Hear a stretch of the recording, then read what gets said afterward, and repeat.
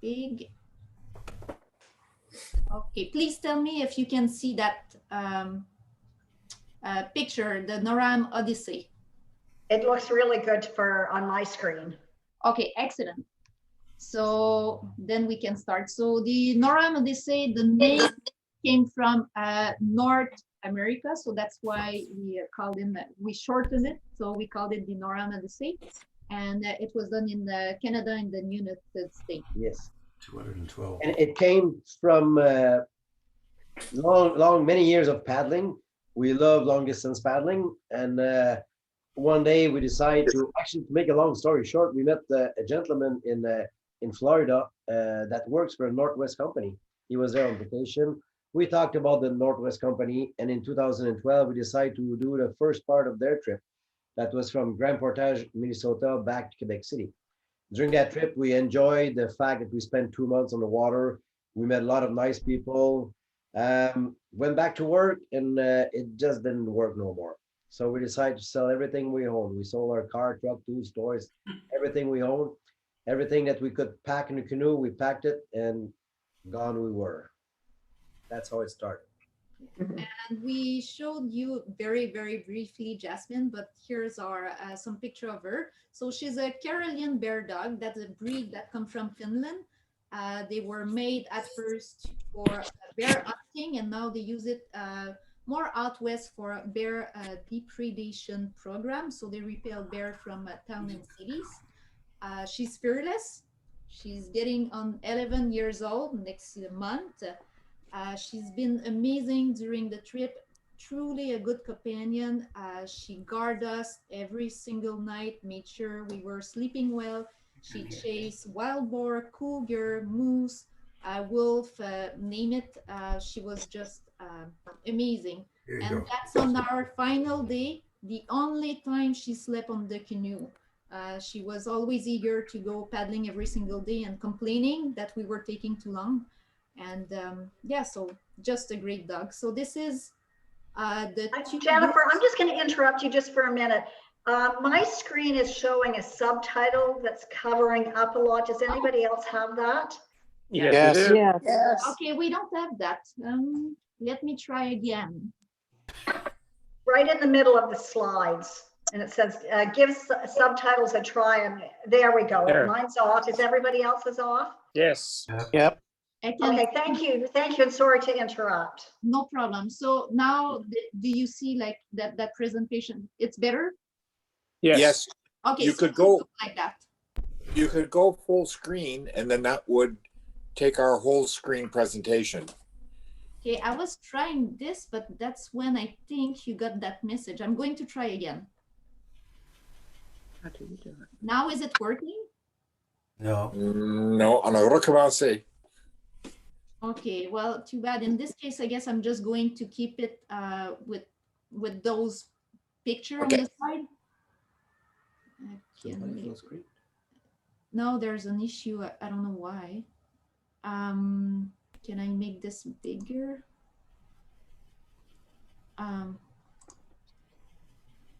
At least, can you see it? Yes. Yes. Yes. Okay. Okay, we'll go like that. I'm sorry about that. I don't know how to fix that. When I go full screen with the PowerPoint, it seems like you have like that message. So I don't know how to fix it. So those are the two loops. The blue one is the first loop. The turquoise one is the second.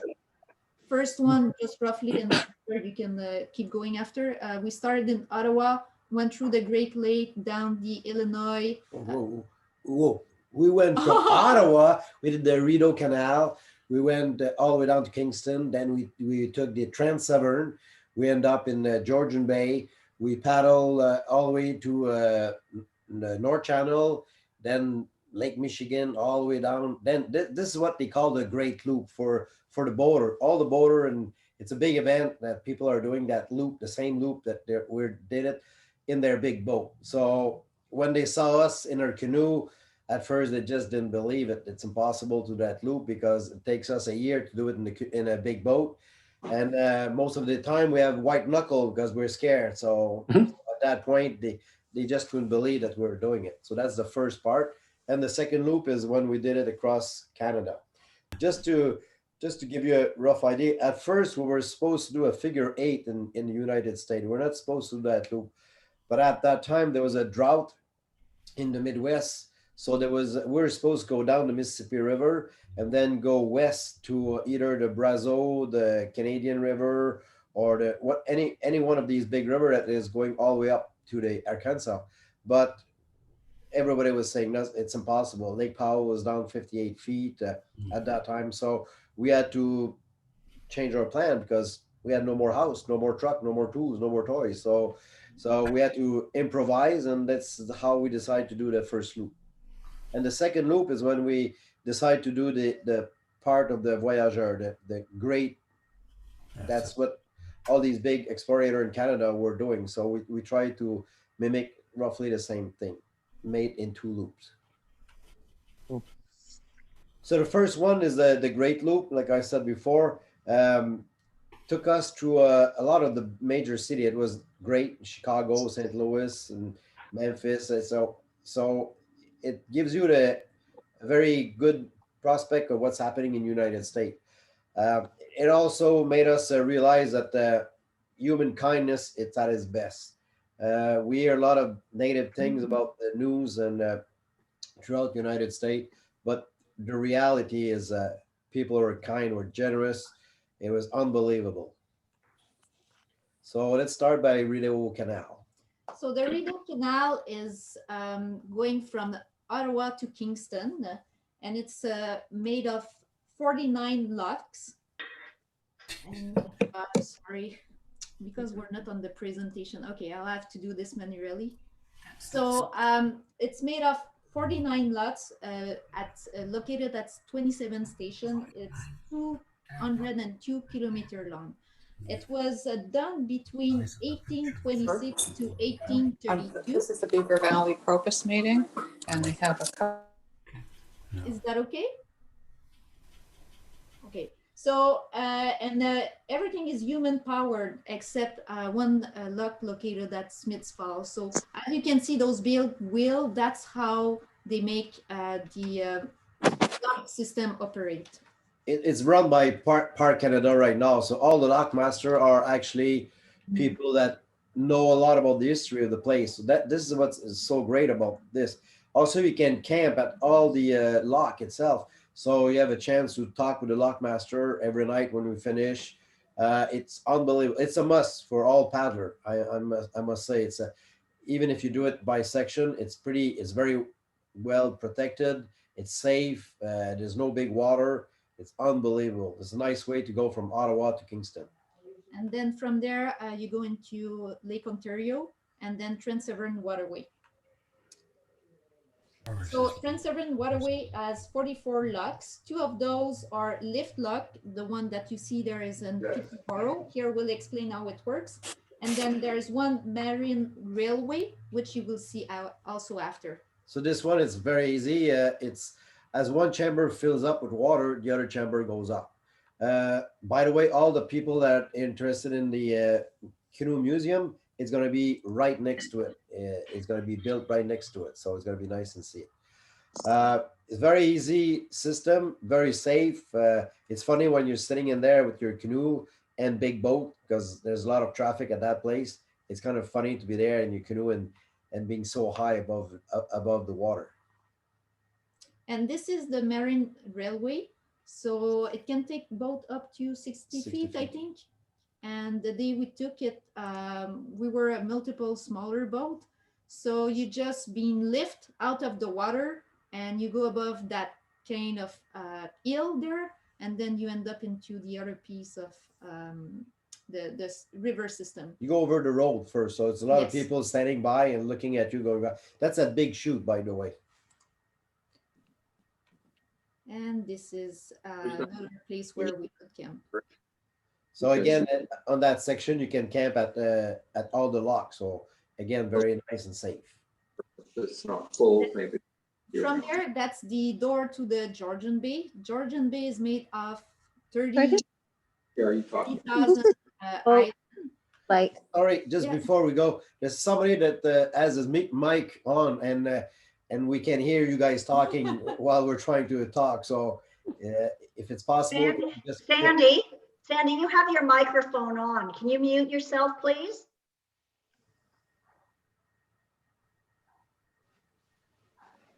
okay. Let's try Okay. again.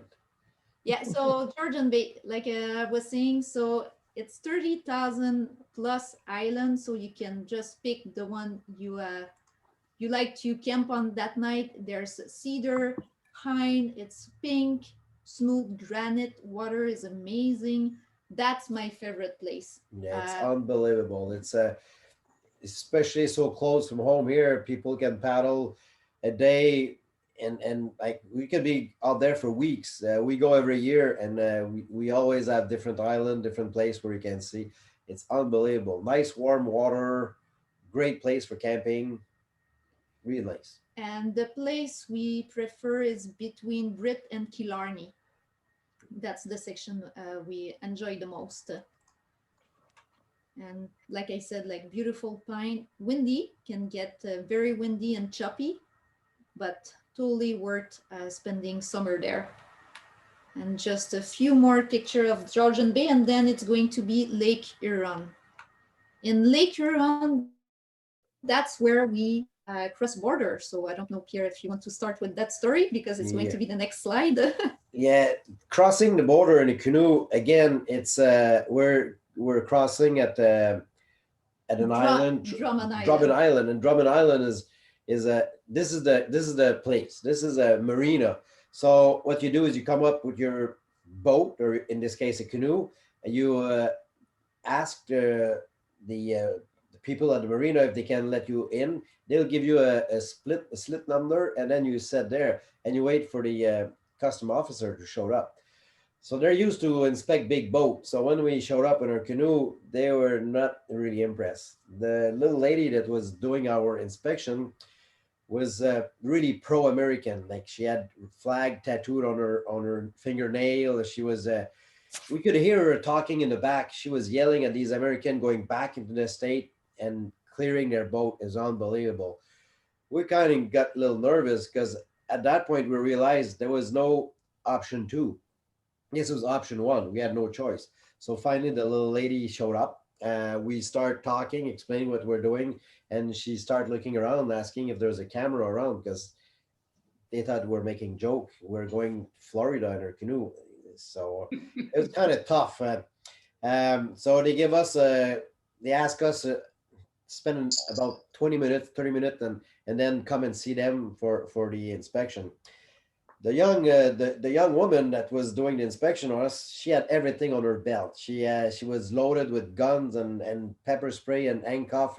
She was really mean. She thought we were making fun of her. And half an hour later, when we showed up in the office to get our permit to be able to cross in the state, she told us that we had 6 months minus 1 day, and we had to get our white ass out of the United States, or else she would catch us.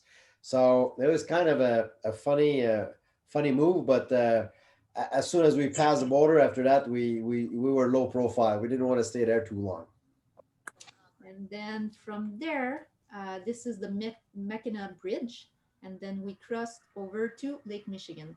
Lake Michigan has 700 kilometers of that kind of sand there on the East Coast, and every 40 kilometers or so, there's a lighthouse, a marina, and a city where you can stop. The only bad side to Lake Michigan, with all these nice beaches, is you're not allowed to camp on the beach. You're not even allowed to. You can only stop for lunch, but you're not allowed to sleep overnight. At one point, we had no choice. We stayed. The policeman came and saw us, and he made us sure that he told us at what time it was finishing, so we can be out of there in the next morning. So it was kind of nice. And on Lake Michigan, that's the first time we paddle. That was the first time Jennifer paddled for 24 hours straight. It was unbelievable. At one point, the sun was setting on one side and the moon was up on the other side. It was unbelievable. Full moon on Lake Michigan, you can still see your shadow underneath the canoe. So it was just unreal. We really enjoyed it. It was a full full night, and that's what you look after 24 hours of paddling. Yeah. Not too bad, eh? Yeah, we doesn't we don't look too bad.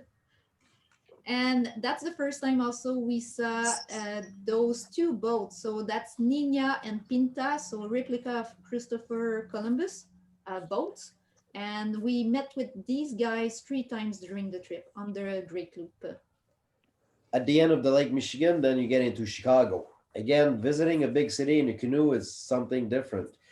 People are not used to see canoe in big city like that, but it was unbelievable. And then you get on the Illinois River.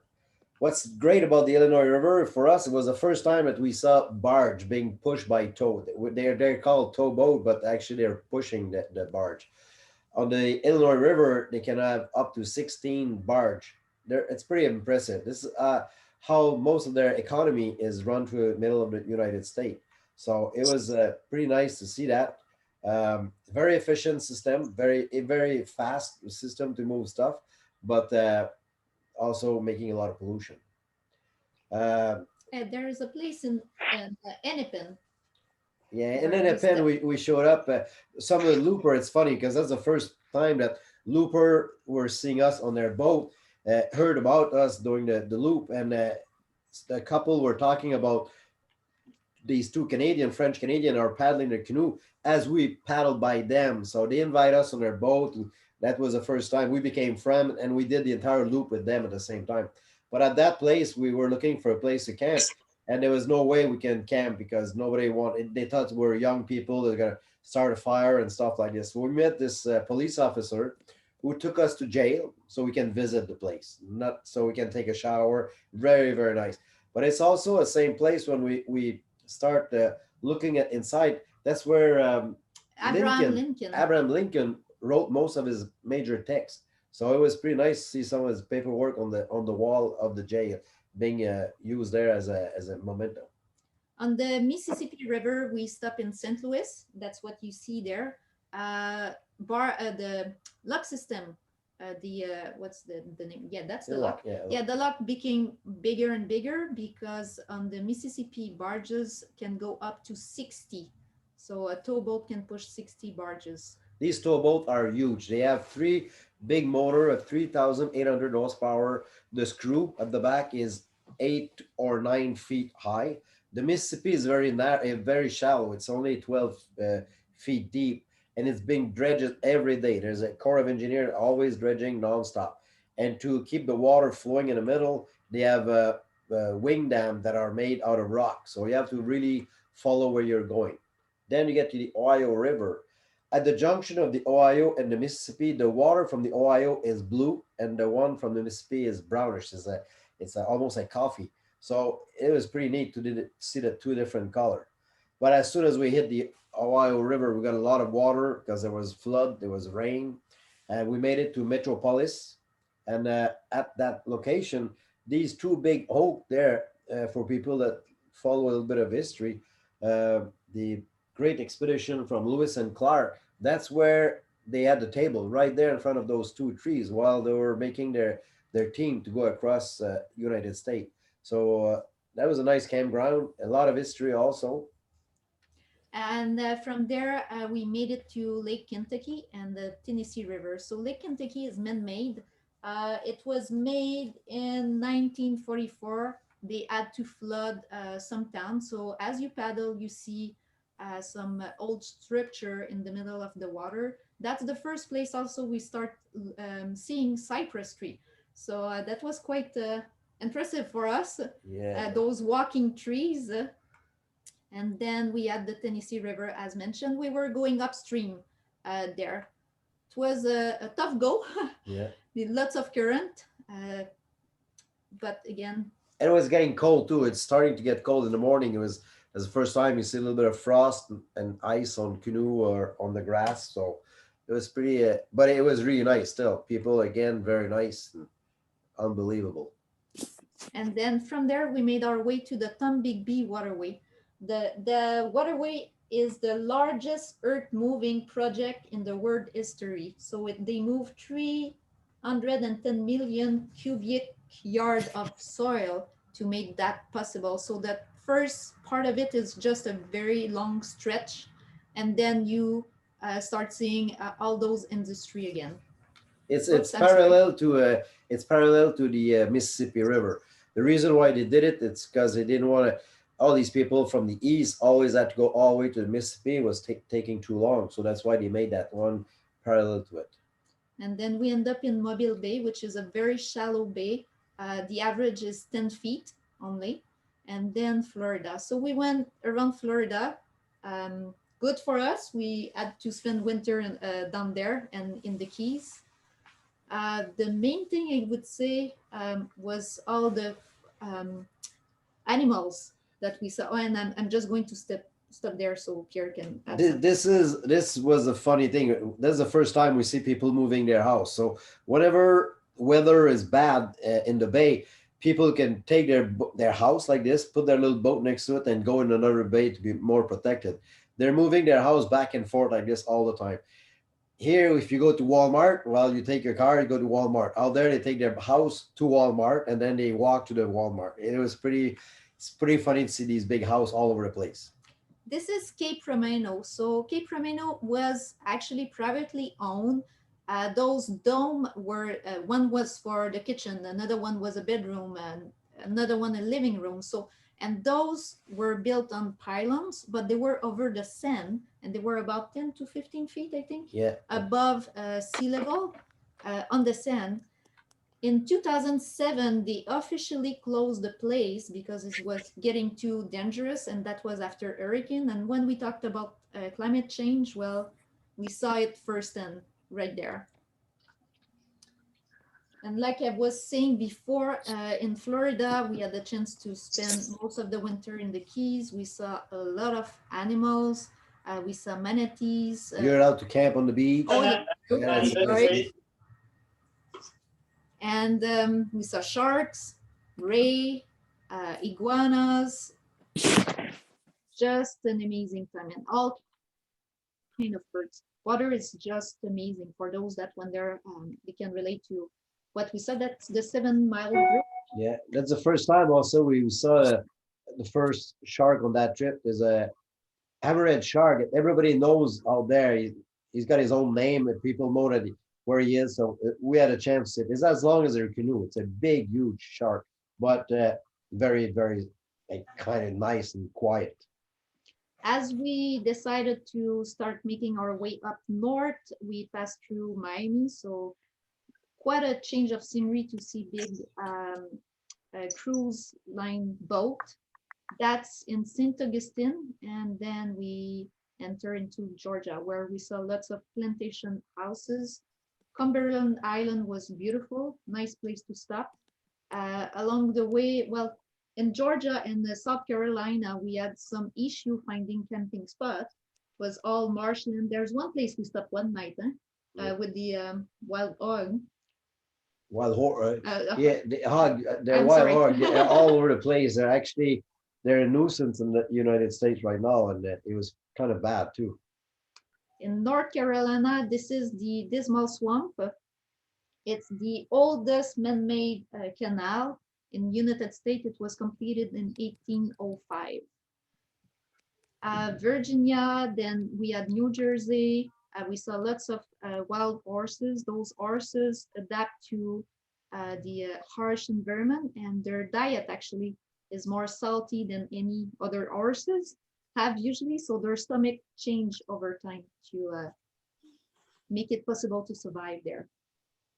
New York, coming into New York, it's another big thing. It's a special place. It's lots of traffic, you're coming out of the intracoastal waterways, and all of a sudden you see New York in front of you. It's pretty nice. You go up the Hudson River all the way to Erie Canal. Again, Erie Canal, you're allowed to camp at the site. There's a nice bicycle path too all along the way. So pretty nice. A lot of people were interested in what we just did in our canoe at that time. So we started getting a little bit more publicity. At one point, we were on the Weather Channel in the United States with 30-some million people watching every 15 minutes. So that gave us a good punch also when it was time for sponsors. Yeah, and then from the Erie Canal, we went into Niagara River. We did not run the fall, that's fine. And then we went back to Ottawa using the same path. And then that was the second loop. So normally we do that talk. It takes roughly 2 hours, but now we have 45 minutes. So we're missing a lot of the good anecdote and a lot of the information, but we're trying to squeeze it. It's the first time we tried to do it in 45 minutes. We're not doing it so good, too good so far. Second loop, then it's a fur trade route. So this, for people that know a little bit about the history of Canada, this is what the second loop looks like. So we started in Winnipeg in March on the ice. So what happened is we had friends that live in Winnipeg, and we wanted to know when it was time to start our trip. They told us it was getting warm really fast. It was melting really fast. So knowing that we had a lot of walking to do, we wanted to do it on the ice. So we kind of rushed.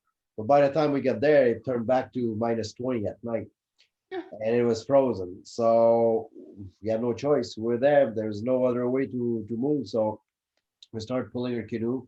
And after that, we had storm, and then more storm, and then it froze again, and more storm. We had the wind up to 160 kilometers at one point. We were camping, there's no problem. But after that, it was kind of the tent would freeze to the ice, the canoe would freeze to the ice. It was a little tougher. We had a set of wheels, so we decided, because it was too windy on the lake, to pull our canoe on the road, make it much easier. But again, when you're pulling your canoe in March on the road, you see a lot of truck drivers, and this guy is a snowplow operator, and every time he would see us, he would stop. Manitoba, on their license plate said that it's a friendly province. I'm telling you, it is true. Every time we met people on the road, at least every second car, somebody would stop and ask us why we're doing it. What's the cause? Why are we raising money for some people were giving us change and money? And I said, no, we're just doing it for the fun of it. Also, there's a gentleman that it was really cold one day. He drove all the way back to Gimli to Tim Horton to get us 2 coffee. It was unbelievable. People are really, really kind, very generous. And the lake at one point it melted. So from Madison Island, then we started paddling again. It was different because it was kind of cold. We had to wear a dry suit. There was still ice on the water very often. And another part of the lake, it's very wide. So we saw a lot of moose, bear, wolf, coyote. So it was unbelievable for wildlife again. And this is Stella. So we always take like a few minutes to talk about her. She lives in Grand Rapids, so in Manitoba. She was 74 when we met her. Stella is Cree. She's also a teacher. At that time, she was still teaching at 74. She had an amazing arrowhead collection. So some of those arrowhead dated 8,000 years, and they were all found in Grand Rapids. Some of them, the material, came from Mexico. So it can give us an idea of how much traveling there was, and also an exchange way back then before we arrived. Then it was the North Saskatchewan River. Oops, I'm sorry, I went to, it's different when it's not like full screen. So North Saskatchewan was very remote also. We didn't see much people, lots of bugs. It was the spring. Snow has finally melted. This is a sand grain. And from there, we went to the Sturgeon Weird. Sturgeon Weird River and the Cumberland Lake. Again, here at that place in Sturgeon Weird, we had like what we call the National Geographic moment. Too bad the image doesn't show it, but the sky was just unbelievable. Black, blue, and big storm, huge storm. And 2 minutes after, it turned out to be gold. Everything was gold. It was really nice. And of course, we're going upstream. So from there on, everything that you're going to see all the way to British Columbia is going upstream. You get to those portage that were used during the fur trade. Actually, they're still used today. And people are using those, pull their big boat because there's a lot of fishing around. and that's how they move their equipment. There's also frog portage where they have an old rail cart that was there from the end of the 1800, and they today for people to move their big boats. And then it's the Churchill River. So we change also watershed. Churchill River is Pierre's favorite place. Very wild. The fishing is unbelievable. Um, it's tough going because there's a lot of current, but it's really, really, really, it's it's as wild as you can get, I think, in Canada. We were 14 days without seeing anybody. Between rapids, there's no place for plane to land. So a lot of these places are not being fished at all. So when you get all excited when you catch a pickerel that is 5 pounds, but then you realize next day that there's a lot of 10-pounder too, so or 8-pounder. A lot of people ask us how we paddle and how long do we paddle. So we paddle about 70 stroke a minute in average. We paddle between 8 to 10 hours a day. So every 50 days of paddling, it's a million paddle stroke. It was it's an easy way to paddle. People think that having these long paddle is faster, but it's not. A short paddle with a faster tempo, it's much easier and faster to go. And then from the Churchill to go towards the Clearwater and the Clearwater River, that's the Midi Portage. Midi Portage was flooded at that time, but something very interesting about it is at late 1800, before the train arrived, you could find easily 400 people on that stretch of portage. This is the longest portage in Canada. It's still today being used. It's 20 kilometers long. The first 12 is upstream, going up, and then it's very, very sharp going down. So at the end of this, at the top of it, the highest point, it's Rendezvous Lake where people would meet and exchange fur for food and back and forth, and people would go back to their location. This is also at the same time that they had the big forest fire in Fort McMurray. So we were there just 1 week after the fire went by. So it was kind of sad to see it, but at the same time, special to see it. And on the Clearwater River, this is White Mud Fall. We were just supposed to keep going, but we found it like it was just so beautiful. We did spend 2 days there just enjoying the scenery. Pierre fished again, and this is actually that fire, that picture we had prior, it was a week after a fire. Those are from Fort McMurray, so we're going towards Fort McMurray. We couldn't do any of those portages because it was still the portage were too dangerous. All the trail, everything that was burned, but there's a lot of fire that's still going underground.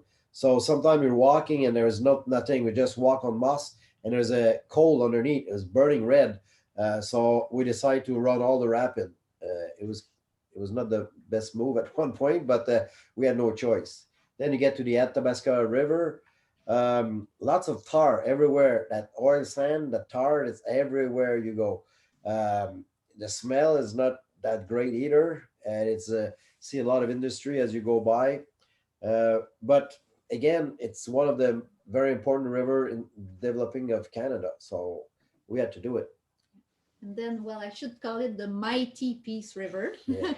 So the largest it can be is 2 kilometers wide. We had quite a surprise there. Yeah. I'll let you explain that. Lots of current. It's unreal how much current there is. It doesn't look like that, but and the river is so wide, you have no choice. You always have to paddle on the inside of every curve. But the river is so big that sometimes just crossing will take you 15, 20 minutes, and then you're going back. At the same time, there was a lot of water in BC, so they had to, he had no choice. They had to open the van, and the river rose as we were paddling. This is the fall. Vermilion Fall. Vermilion Fall. Normally, there's no water. It's just a little trickle of water. But now it was across like 2 kilometers wide of powerful water. We had to make it normally there's a portage there, but we couldn't even make it to the portage. The water was too high. So we had to hike up in the middle of the nowhere, very steep hill full of roses, Yeah. wild roses. So it was quite the day. And At then least we saw a lot of debris all the way down. Debris were flowing down so bad that at one point we missed our exit point one night, and we had to paddle until 11 o'clock. When we get close to the town of 4 5 million. Vermilion, they told us the day before they lost their dock, 800-foot long dock, and we're on each side of the river with a concrete block. The concrete block were pulled out. Everything was gone, and so we were pretty lucky at that time. Those are a grizzly footprint. So they were, well, it was the end of the season for them, but they were still around. And it's like, since we started from Winnipeg, it's been like 7 months we've been paddling. So we were getting late in the season. It was late October. So you'll see soon. But one night we had a fire. It was nice, about 10 degrees, enjoyed it. And then the next morning, that was that night. And then the next morning, we woke up and It was minus 15. everything was frozen. The water in our bag was frozen. We had no more, everything that we had was frozen. So you couldn't drink any water because you cannot take the water from the river. It's very silty. So, And following that day, we had 40 centimeter of snow. So we made it the end of that paddling season. We had friend in Yukon, so we did go spend some time there. And then we came back afterwards on the in British Columbia. paddling the coast of British Columbia in the winter, it's pretty amazing. Not very often you have a chance to see avalanche while you're paddling. We had the chance to see that. The scenery is unreal again. You see whale, you see a lot of wolf. You see the bear, the white, not the white bear, but they call it the spirit bear. It's a black bear, but it's white. It's they're pretty special to see. We really enjoy the coast. This is wild. It looked like some of the place where we stopped. It's a rainforest. It looked like being in the movie Avatar. Everything is huge. Like the fern are huge. The trees, some of the tree that been cut many years ago, the stump are still there showing, and the stump are as wide as a canoe. It's 20 feet wide, so it's pretty wild to see it. And they said that year it was the worst winter in 100 years. So we ended up paddling one day and being stopped 10 days, and then paddling one day, being stopped 10 days. That's one place where we got stopped. That's Butedale. It's an old fishing cannery. Yeah. And there was someone living there, a caretaker. And we, like I said, we spent 10 days there. It snowed and snowed and snowed and snowed every single day. So we kept shoveling. But the scenery was unbelievable. It's the BC coast is so nice. I'm telling you, one day we're gonna do it during the summer. Look at the size of those fur. It's just, it's impressive. It's hard to describe. It's so green. It's so pristine. Very different. Yeah.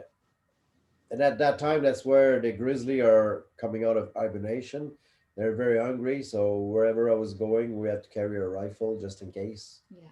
We didn't have to use it because we had Jasmine with us, but we didn't want to take a chance. And then we went to Vancouver, did spend some time with Pierre's sister, and from there we made our way east using the Oldman River and then the South Saskatchewan River afterward. Those rivers are being used a lot for Farming, for cattling rancher. So they're taking a lot of water for their feed, for their field. The water level is extremely low at that time. We were touching bottom just about every day. It's kind of they have a big problem out there for the drought, and it's been like that for many years. And then we get to the Capel, it's even worse. At the Capel, there's more and more. You see how that this is the very deep water right now. So very often we had no choice. We couldn't paddle. We had to drag our canoe in the water.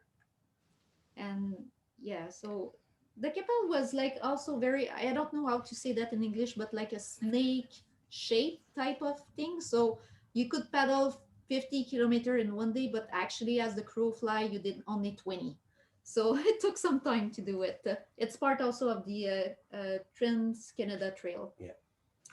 Then the Assiniboine River and that brought us back to Winnipeg. When we get to Winnipeg, it was also they had a big event at that time, Voyageur event. So we had the chance to paddle with a group of people. We went to visit the museum, the Human human rights museum. We met a lot of nice people in the when we started our trip. I was telling you before that we met a gentleman from Winnipeg that used to work for a Northwest company. That's the guy that inside us into doing long distance paddle like this, and we met him again. That he lives in Winnipeg, so we went to see him again while we're there. Interesting fact here, this is the only lock in the prairie. So if you take the entire prairie, that's the only one. It's called St. Andrew. So we got to do it. That's on the Red River. And then we did Lake Winnipeg again and the Winnipeg River. It's part of the Canadian Shield again. So nice, beautiful granite rock, lots of island to camp on, but lots of dam also. So there's 8 of them, I think, we had to do. And then from there, we went to Lake of the Wood, Rainy River, and then the Kittico and Boundary Water. Another great place to paddle in Canada. Bucket list, eh? Oh, it's a bucket list for sure. Nice portage, well made, well preserved. Campsite are unbelievable. A lot of history, like you see all these pictogram from the First Nation. They would have to mark the place where they go fishing and hunting. They were on their own place. The water is clear. It's nice and warm. Fishing is unbelievable again. But portage, you need to do a lot of portage. So we did skip a few of those, like that one wasn't bad for us. We know, we have the experience, so we knew how to walk them or line them. But for sure, there are some like these one that we had no choice. We did the portage. At the end, we were very efficient though. Yeah. And you see all those markers along the way. So just a reminder that you're between 2 countries. So one day or 10 minutes you're in Canada, another 10 minutes you're in the state, back and forth like this all the time.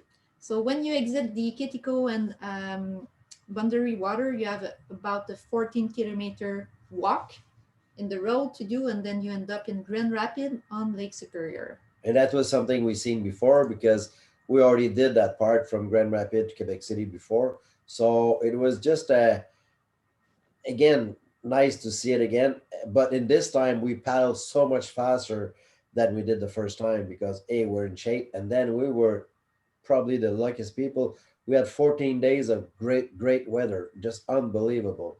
So we passed the Lake Superior is something that for people that use to paddle big lake is one day it's nice and clear, and then you can be a couple of days in bad weather.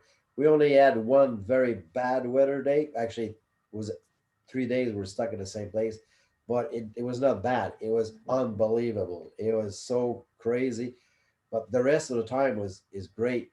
Lots of beach, lots of sandy beach, gravel beach at places, but there's always a nice place to camp every night, and those are huge. There's also a nice place like Pointe à la Canadienne. This is Cascade River for people that know Bill Mason. This is where his ashes is from when he died. See how clear the water is? You can see 60 feet below. It's too bad that the water is cooler, but because of that, the fauna is the same as you would find up north. So same kind of flower, lichen, things like that. And Pocasop part is also a bucket list. It's beautiful. So when I was telling you how bad it was, this was a bad picture than the one before. It's really windy. And then from Lake Superior, we went back, like we didn't put picture because we saw it before, but Lake Huron, North Channel, Georgian Bay, the French River, and then the Mattawa River. Mattawa River is also bucket list. Mattawa River is one of the most used river when it was time for the fur trade. All the portage are really well marked, and they also tell you how many pace. If you look at that sign there, Portage des Pins, they all have they all have a story to it. So Portage des Pins as well, they were walking during their portage. all the big pine branch were rubbing against the top of the canoe, and it was making like noise inside, and they were saying that it was singing. So that's how they call it. And you see underneath the number of pace. So average portageur were 5 feet 7 inches, and so that would be the number of pace they would have to do, and they knew exactly. And we tested very often, and it's true. Like for me, at my height, at 5'7", it was at 1 or 2 step pace close to it. He had another so many portage with great story. There's one lazy portage, because people were lazy at that place, so it was crazy. And then it's the Ottawa River. We did a few lock. And then after that, it was where we're getting close. That's Oka. And then getting close to Montreal. And then we entered the St. Lawrence River. St. Lawrence River went very, very fast. We knew that place. We did it before too. But you're with the current at first, and then you get the tide. And that's actually the last day of that 3.5 year journey across North America. So I'm just going to go back to seeing us. So I'm going to close that. How do we see that? I'm sorry, I'm not used to a Zoom, so I need to stop that. How do we do it? Like that? Nope. Is there someone that know how to go back to like not sharing it? Yeah, on top of your screen, you should have a green button or to stop sharing. Okay, it doesn't say stop sharing, it just... Or red button maybe. Oh yeah, Yes, okay, I see it. Okay, yeah, perfect. yeah. There you go. Thank you. So yeah, so it was like well, if you prefer asking question, or we can tell more story, because like we kind of, like Pierre explained, we rush to Like I said, present everything, but we used to do it in 2 hours. Now we're at 46 minutes, so it's kind of fast. But it just very often, some of the questions are coming back, or people are asking us why we did it. It was just because it had to be done. It was there. It's a part of the bucket list for people that like to paddle long distance. It's not a record. A lot of people did it in section, maybe not all at the same time, but in the 16 and 1700, a lot of priests were going down the Mississippi. A lot of people paddle those long distance.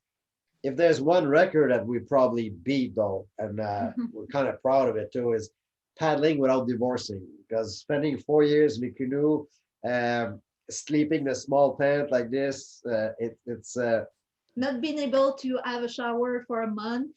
for a month at a time. Freeze-dried food, fresh fruit. Sometimes it's missing. Burning 5,000 calories a day was great, because anytime, anything you can put in your mouth, it's not going to change anything. I think I should tell that one, because like it still amazed me. We stopped at one place. There was that small convenience store. It was maybe 3-4 o'clock, and we were ready to keep going, but we wanted a snack. So we bought the family size chips, and we had each of us a can of pop. We went through that bag. We went back, had ice cream. We went through our ice cream. We kept paddling, and then for sure we had a big meal at the end of the day. And like we were just burning energy. Yeah. It's bad when you stop though, because your body is used to all that food, and then you're in town in Quebec City with all these great restaurants. All your friends want to take you out, so then you put a lot of weight. And then another thing I think we should remember, or like something great about that trip, like Pierre mentioned it, but it's the human kindness. At first we said like we were doing a canoe trip, and that's what we present, like a bunch of image of the places we went, but actually the people made the trip. That's what we Gives back, yeah. like human kindness at its best. It doesn't matter everywhere. And actually, a lot of people were telling you shouldn't go at that place. You shouldn't go. All the place where we were told not to go were by far the place where it was the nicest. We end up one time in Mississippi at the bottom, like redneck country at best, like people carrying guns all the time. We stopped on the side of the river, couldn't find a place to camp. we were invited to go to a place for hamburger, but there's no way we're gonna leave all our equipment by side. This guy's volunteered to check our stuff. Uh, at first, you're not everything you own is in that boat. Then yeah, we go, and then we had great hamburger, we great meal. The guy took care of it too. We didn't have to do anything. We met people that had no place to camp, and then they invite us on their in their house. We stayed at houses. People met us on the road, give us the key of their house. I'm not even there. We make it to their house. We stay there. We wake up in the morning. The table is all set. They're gone to work, and then we have the key for the car, so we can go do some shopping, and that was it. So we don't see that very often. We hear a lot about negative things, but this was unbelievable. People wanted to like make you feel like you're at home in their own place. They're feeding you their own food. They're very happy. Like at one place, we had the real meal from what they were doing in the old days. So we're kind of making not fun, but we didn't know about squirrel hunting was such a big thing in the Tennessee, and so Illinois. in Illinois, yeah, on the Illinois. So we stopped in a campground, and the campground was stopped, but because we met one of the manager upstream, they said, "Oh, you can't stay there. I give you the name of the guy that's in charge." So we stopped there, and then the next day they were flooding the campground, so all the squirrel go up in the tree, just like we do in Canada when it's time to go moose hunting. You go for a draw for your ticket. And out there was a draw for a team of 5 people to be able to go hunting squirrel, and then they hunt squirrel, and then they eat the squirrel, and so we got invited to a meal with them, and we ate everything except the brain, because the brain is a special delicacy that we didn't want to feel good about. So it was amazing. Another place we stayed on the Illinois, that the ranger, it's a dry county, and the ranger brought us fruit and vegetable that they grow on their land, and bottle of wine, even though it's a dry county. He asked us to hide them. Yeah, can you hide those bottle of wine, homemade wine? Keep paddling and then drink them. Yeah. So you see all kind of nice gesture from people. We stop at lock, and when the lock, like you saw the picture of the lock, they're extremely big, they're huge. People are standing on top of the lock. The lock master they know about us coming down, so they would drop equipment like food in plastic bag, like pop and stuff like this. A little anecdote on the Illinois River when we're paddling at first. So imagine the towboat that are pushing the barge can only go at an average 8 to 10 knots going downstream, because they have to keep control of their boat. So we're coming in our canoe and we're passing them. So at one point we have a radio. First of all, on all these big on the Tennessee, on the Mississippi, they talk in the old days. In the old days, they didn't have radio. So when they wanted to pass the towboat, they would ask if they pass on the 1 whistle or 2 whistle, either port or starboard. So we're coming with our canoe behind the towboat the first day. I grabbed the radio and I announced myself, Wild Raven Adventure, we're a yellow canoe. We'd like to pass you on port side. And then the captain came up, said, "Yeah, no problem. When you're close by, let me know, and let you go by." I said, "Yeah, well, we're right there." So the guy walks out on the pass rail, really high up in the air. He turns around and look behind him. There's no boat. So he goes back on the radio. I said, "Yeah, let me know when you're close by." I said, "I'm right there. I'm on your port side." So he walks out again, and then he looked down, and you see that little yellow pirogue. They don't call it canoe, they call it pirogue out there. So then we go back on the radio. He goes inside and he says, "Now you expect to pass me in your pirogue?" I said, "Yes, we'd like to pass you in our pirogue." So then everybody on the Illinois River and the Mississippi River, they hear that. All the tow captain hear that they're being passed by 2 little Canadian in their pirogue, yellow and pirogue, and a dog. So it was the big joke everywhere. After that, every towboat that we meet going up or down, they would honk at the and they wave and they send us a little message on the radio. "So you're the one that passed pirogue. You're the one that passed towboat in your pirogue." Weeks after. Yeah, everywhere. Even when we get down to, we're crossing into a Mobile Bay, people, even the looper would know about it. So you guys are passing big towboat, just going downstream, not going upstream. Yeah. So So it was pretty amazing. A lot of different anecdote like this There's a throughout the couple there. trip. Obviously, I didn't catch it all. oh, Me? Well, I just Jennifer, there's a couple of questions come in on the chat. One was, how did you guys stay warm when you're in northern Canada? so we had a system, like we had a friend back in Quebec City. They had our winter gear, let's say, and or summer gear, depending. So when the colder season arrived, we had everything shipped. And I was like, actually, I should go back one step.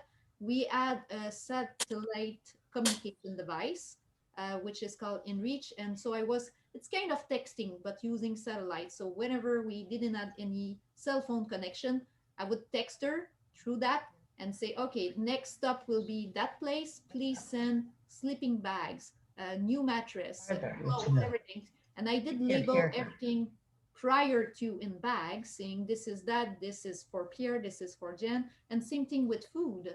So that's how we manage. So when colder season arrived, I was just asked to have those items shipped, and then I would ship back the summer gear. And so we had a sleeping bag that were going down to -40, I think. Yeah. Our mattress were inflated mattress, but had down into it. So we never felt cold underneath our mattress. And Jasmine also actually slept on our mattress, like to keep her warm. Also, your body gets used to it. Mhm. The more time you spend outside, the more used to it.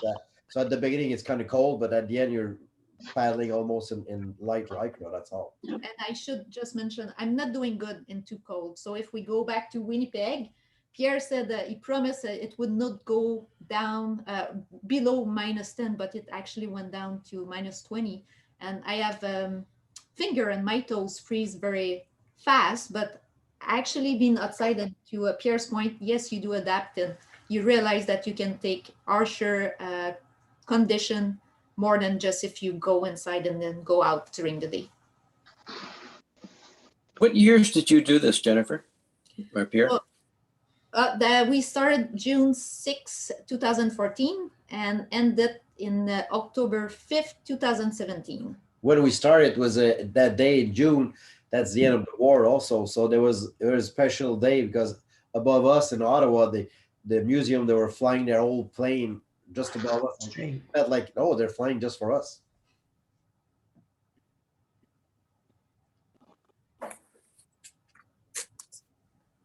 More question? Okay. I've just so everyone knows, I've put everybody on mute. So if you want to ask a question, please take yourself off mute. I think Gloria wants a picture. Yes, go Yeah, ahead, Gloria. Gloria. You got to take You're off. on mute, Gloria. Okay, can you hear me? Yes. Yep. Up near Fort McMurray, you picked up some black globs of tarry stuff. Glory of the travel. Yeah. Was that all along the river? And is that from the mining up there, from the oil? No, it's natural. It's in the sand. It's in the hill. Everywhere you go, as soon as you dig a little bit, like 6 to 8 inches, you see that big tar. The place we see it the most around the river is because the sand is always dropping when it rains. So you see all these blob running down. But if you go on top on the escarpment and you dig a little bit, then you see it's just about everywhere. So did you see any of the garbage, traveling in a canoe for garbage from the oil years. sands refineries anywhere?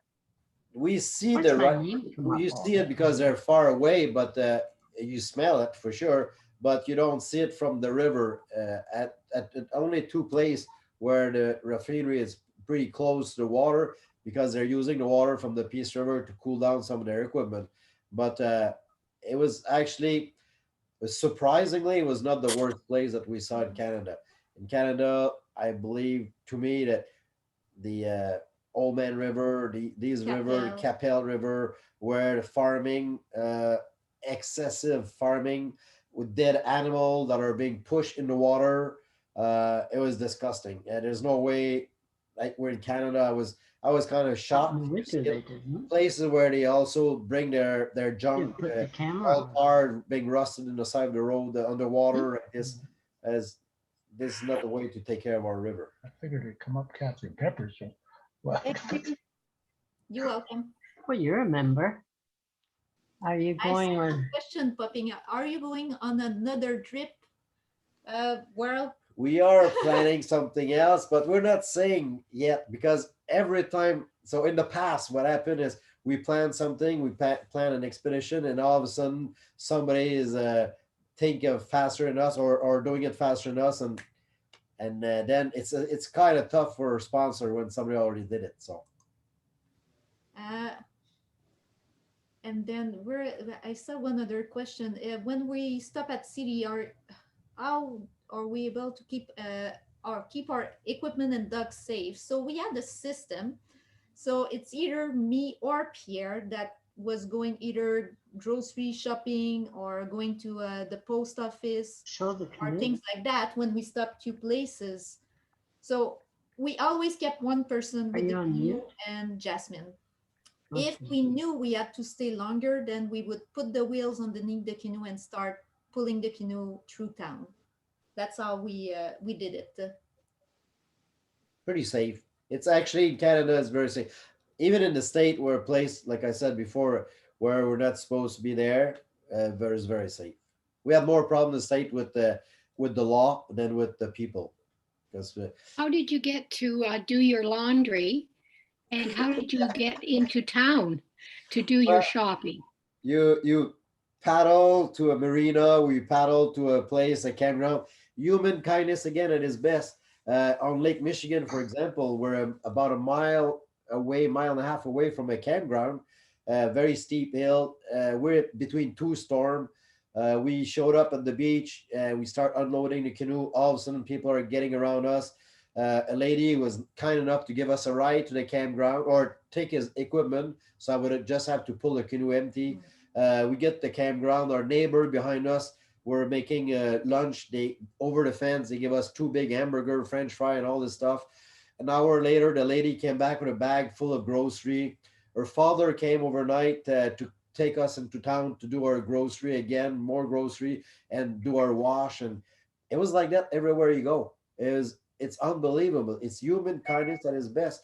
We never had. We didn't do our wash every week. We sometimes spent months without washing our clothes. Usually, people when they first met us, they were like, "Wow," and then "Whoa," keep their distance because we stunk. Yeah, we don't wash every day, so and your clothes doesn't get washed. Actually, we lost a lot of clothes not from just because they came apart. They were so dirty at places, and we didn't have a chance to wash it.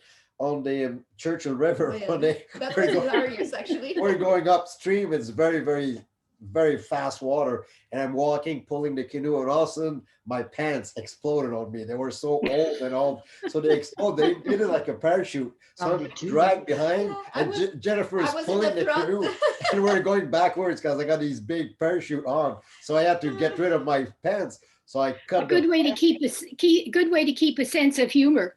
Yeah, so I cut the pants, let the pants go, but hey, there's nobody around. Came around the corner, and guess what? There's two boats with 4 people there. I'm in my shorts and actually whatever's left of my underwear, and the people are looking at what the heck's wrong with these guys walking upstream like this. And I couldn't help it. I was laughing, crying. So just to add it. Well, I have great admiration for both of you. I don't know how you endured some of those passages that you were going through. It's one day at a time. That's how you have to see it. And something else, like glorious still, but like reminding ourselves, like even when, because we show nice picture, but for sure we had tough days. Yeah, storm. We had storm on the lake, on Michigan Lake, for example. You see the storm coming from across from Milwaukee. You know it's coming, and you know that it's gonna be bad. And then you know that when it's gonna hit, it's called like the shit's gonna hit the fan, and it gets really bad. But when it's done, it's done. And also, this is what we signed in for. We wanted to do this trip. So the tough as soon as the top is passed, it's nice again. And there's more nicer day than bad day, even It's in like- storm. Like even like if we take back. Oops. Okay. Even the first time, the time we did that portage or that we had to make to go or past the Vermilion Fall, like Pierre said, like it was bunch of wild Quite catch the beginning bushes. of it. It was tough. It took us 3 hours to go up. It was extremely slippery. That was a very, very tough one. And it was at the end of a day.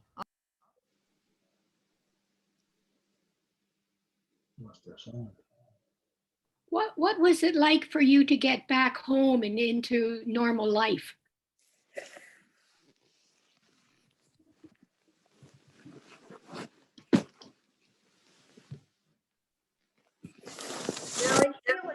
Jennifer's muted. Can you unmute her? Jennifer is muted. There you go. Sorry, Jennifer, you were muted answering that question a minute ago. Okay. About what it's like to get back into normal life. Yeah, well, it's tough. It's tough. It's very, very difficult. For one thing, you just being put in one place, that's difficult. Fair enough. Used to see something different every day. The physical aspect of it too. We were paddling at the end 12 to 14 hours a day. Then all of a sudden you do nothing. So The people too. For and me, then, yeah. everywhere you're going, you're waving. People are waving back and they're talking to you. And then you go back home where we used to live, and then you talk to people, you wave people you don't know. They look at you. What the heck's wrong with you? Where are you coming from? Another planet?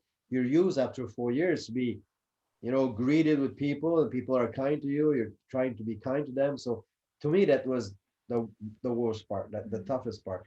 And we lived through, like we said, we lived through some like horrible thing, but like paddling on Lake Winnipeg, for example, we had a day with the wave up to 16 feet. You're in a canoe with a spray deck, dog on top of the canoe. It's tough paddling, but it's unreal that a canoe can go through that. And then you're surfing wave like I like to do whitewater rafting and whitewater kayaking and canoeing, but these big waves, you're going at crazy speed. It's so much fun. Then you realize, oh my goodness, we're getting pretty good at paddling now because you're in big wave like this and it doesn't bother you.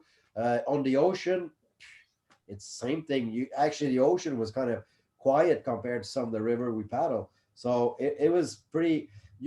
Every day you're give a fudge factor, get a little bit bigger. You're able to take more and take more.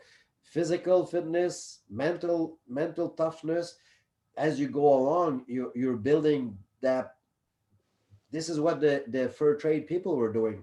They started season, they could only paddle like in that 14 hours a day they were paddling, they couldn't cover as much as they were doing at the end of the season. We were going through the same thing. But on top of that, we're eating great food, 5,000 calories of great food, not lard like they were doing at that time. So it makes a big difference. From day one to 4 years after, Paddle all year? Yes, the difference. Or they take time off in the winter? No, kept going when you went surfing. Any more question? No. Well, Okay. that's a quick one. So does anybody have any other questions? Yes, I I'm was Beverly. wondering I'm about, Beverly. I'm the co-chair. I for the was Speakers wondering Committee. about the canoe, Yes. the special canoe that got them through some problematic days. Yes. What was special about that canoe? Well, I'm telling you, there's two very important thing about the canoe. First of all, when you find a canoe that you like, it's important, but you have to find a company that's more important than the canoe. We started a trip with a very fast canoe that we had for a few years, but no service or whatsoever. And at one point, our canoe just got destroyed. So we decided to, we went online trying to find another canoe because we were stuck at that time. Nothing, our canoe was just coming apart. It was a Kevlar canoe with no gel coat on it, and the sun was going right through it. So it had cancer. It had big brown spot everywhere, and the Kevlar became brittle. So the canoe was coming apart. actually on the Illinois River. We're taking more water than we can scoop. So we went online, and then Clipper Canoe from British Columbia came on, and it said, "Hey, we're gonna sponsor. We're gonna send you a canoe wherever you are. We're sending you a brand new canoe." So great. We made arrangement to get our canoe in Mobile, Alabama. No, in Tuscaloosa, in Alabama. So when their canoe arrived in Tuscaloosa, we're all happy. And then we unpack it. And as we were unpacking it, we just realized that somebody was unloading it with a forklift, and he put the fork right through the canoe. So the brand new canoe is already gone. It's ripped. It's useless. So we called Clipper Canoe in Abbotsford, and we talked with Lynn. We explained what happened. The canoe is total. She says, "Nah, no worry about it. We're sending you another one.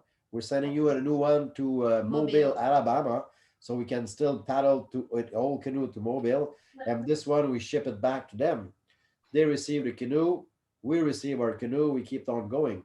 When we're on Lake Winnipeg, almost 2 years later, we're paddling on, we're pulling our canoe on the ice. We're going at one point from the ice to water, ice to water. We had dry suit. They were just like ice canoe racing we do in Quebec City.